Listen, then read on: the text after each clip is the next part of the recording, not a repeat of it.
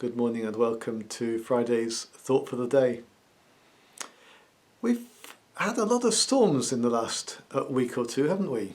I think within the space of a week we had 3 named storms. It started off with Storm Dudley. I have to say, I hope we never get to Storm Wolverhampton. That would be a pretty bad storm season, but set that aside. Only people in the Black Country will understand that. We had Storm Dudley, then we had Storm Eunice, and then Storm Franklin earlier this week. And we were chatting this morning about this whole business of naming storms. It's an American habit. They've been naming their storms for some time. We remember it when we lived over there 25 years ago and found it a slightly strange thing, but it just seemed to be part of the American experience, and now it's somehow slipped across the Atlantic, and now we're naming our storms too.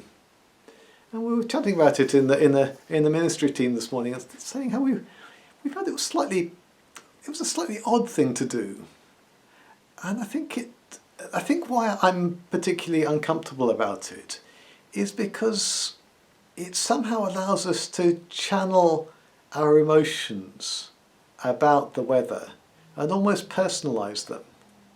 Rather than saying, well, it's going to be pretty windy tomorrow, we say Storm Dudley's on the way. And rather than being a natural challenge that we have to protect ourselves against, that we need to maybe take precautions for, we need to clear up afterwards, just one of those things that happens in life, the storm gets an identity. Now we have someone to blame. It's not that this happened, but that Dudley did it, or Franklin did it to us.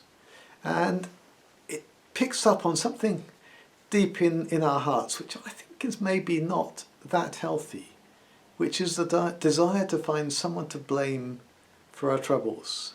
By naming storms, we put something out there that is an object of our blame.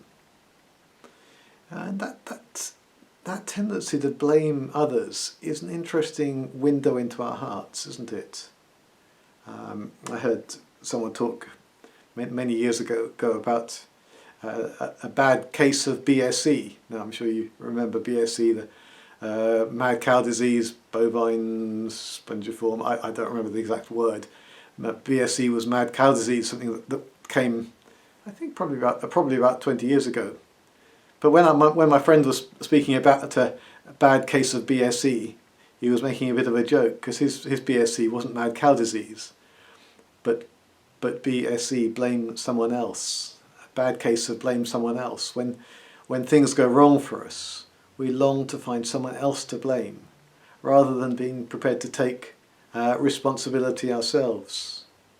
And maybe in the current climate, if you'll forgive the pun, as these seemingly more frequent storms come, and when we name them Dudley and Eunice and Franklin, does the name provide us a way to blame that storm out there, rather than maybe to take our own responsibility for what we've done, not to address the issues of climate change, just to drift into a situation where the weather is getting significantly worse, where more people are getting hurt in storms and floods and heat waves and extreme cold as a result of our actions. So I'm just wondering if we need to be careful with what we do with these names. So it's fair enough to name them and identify them, but actually the reason for them is not that storm out there. The reason for what's wrong in our world is what's happened in here, and we need to take responsibility for that. Picking up, as Terry was talking about on Sunday, this idea of carrying our own load. We each have a responsibility to live well in the world. And we have to have that responsibility whether there's a named storm or whether it's just a rather windy day. So I don't know what you think of this. I'd be interested in your comments on it, and whether you like the pattern. So do comment. It'd be interesting to reflect on that together.